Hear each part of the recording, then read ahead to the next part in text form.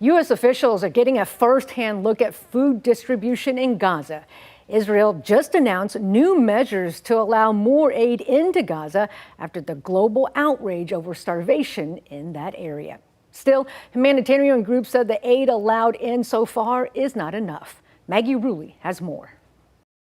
U.S. Special Envoy Steve Witkoff and U.S. Ambassador to Israel Mike Huckabee traveled to southern Gaza today, touring one of Gaza Humanitarian Foundation's aid distribution sites. The White House says Witkoff is working on a plan to speed up the delivery of life-saving aid to civilians inside Gaza. Images of starving children have sparked outrage worldwide, putting pressure on Israel to act faster. According to Gaza's health ministry, hundreds have died during the chaotic scrambling for food.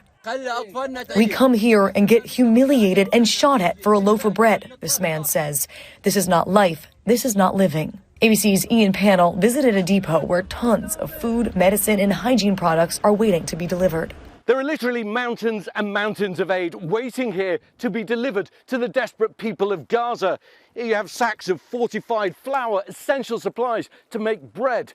And yet, according to the UN and almost every other aid agency, just a mile or so down this road, people are starving to death. Israel is blaming the UN and other agencies for not distributing aid fast enough. As we're speaking, there are trucks waiting in Gaza after Israeli inspection, and all the UN needs to do is pick them up and stop talking.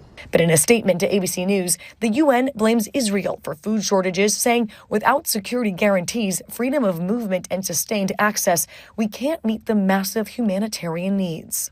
Witkoff's visit to the region comes 1 week after U.S. officials left the ceasefire talks in Qatar, blaming Hamas for not negotiating in good faith and pledging to seek other ways to rescue Israeli hostages and make Gaza safe.